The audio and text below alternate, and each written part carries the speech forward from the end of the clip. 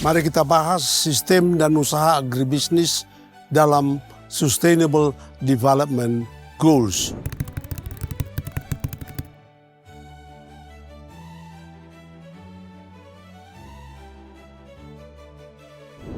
Pada era sebelum tahun 80-an, terdapat dua paradigma pembangunan yang berkembang dan mempengaruhi kebijakan pembangunan di berbagai negara, yakni developmentalis dan environmentalis.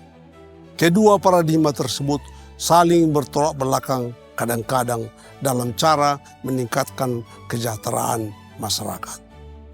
Menurut paradigma developmentalis, memandang sumber daya alam harus dimanfaatkan secara maksimal untuk pembangunan dan pertumbuhan ekonomi. Sedangkan paradigma environmentalis memandang pembangunan dan pertumbuhan ekonomi akan menimbulkan kerusakan lingkungan yang pada gilirannya akan menurunkan kesejahteraan masyarakat.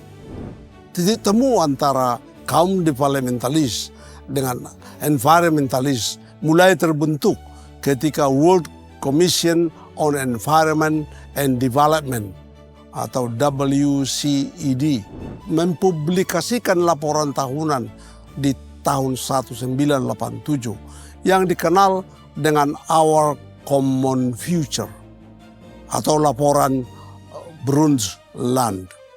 Dalam laporan tersebut mulai memperkenalkan pembangunan berkelanjutan atau sustainable development. Istilah tersebut dimaknai sebagai development that meets the need of the present without compromising the ability of future generation to meet their own needs. Paradigma sustainable development tersebut di kemudian hari menjadi platform pembangunan internasional yang diluncurkan oleh Perserikatan Bangsa-Bangsa atau PBB atau yang dikenal dengan Sustainable Development Goals atau SDGs pada tahun 2015.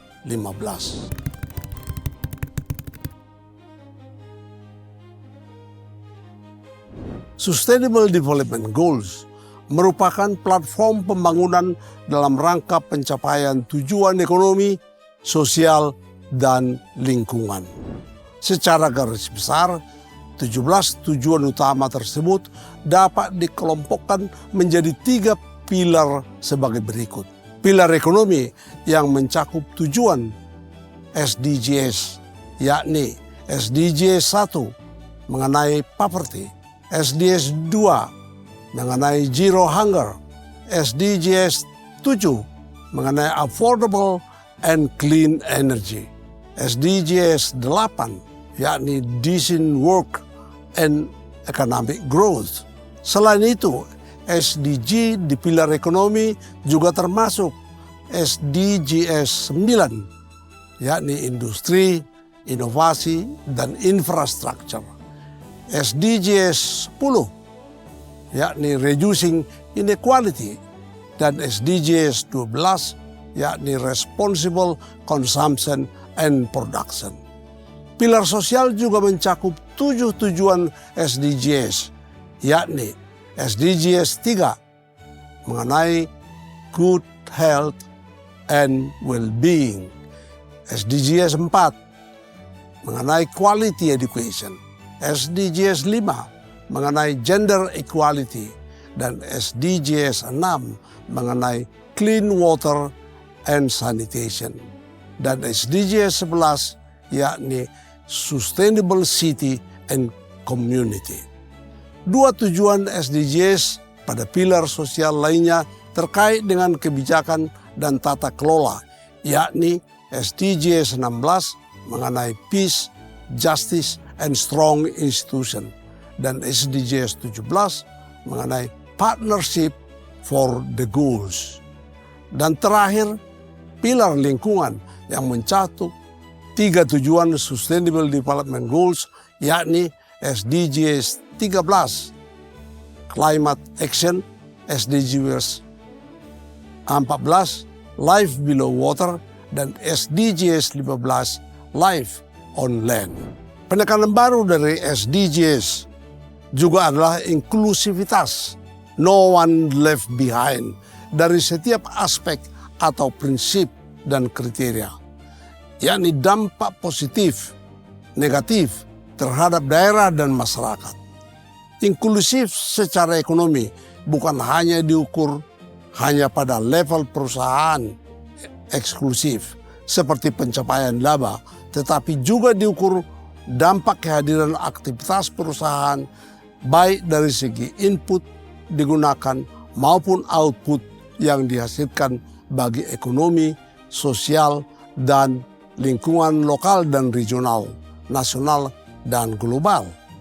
Indonesia sebagai anggota PBB yang juga sebagai negara yang ikut meratifikasi SDGs juga telah menerbitkan kebijakan yang mendukung implementasi SDGs di Indonesia.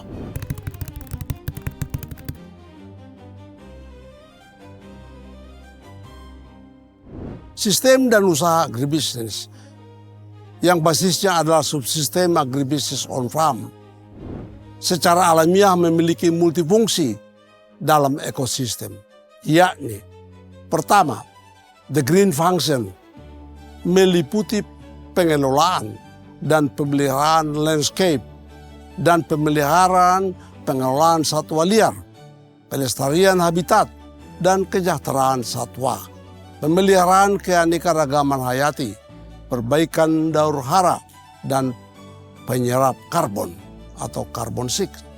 Kedua, fungsi lainnya yang melekat pada sektoral atau komoditas pertanian adalah blue function terkait dengan pengelolaan air, peningkatan kualitas air, pengelolaan banjir, water harvesting, dan penciptaan energi dari angin.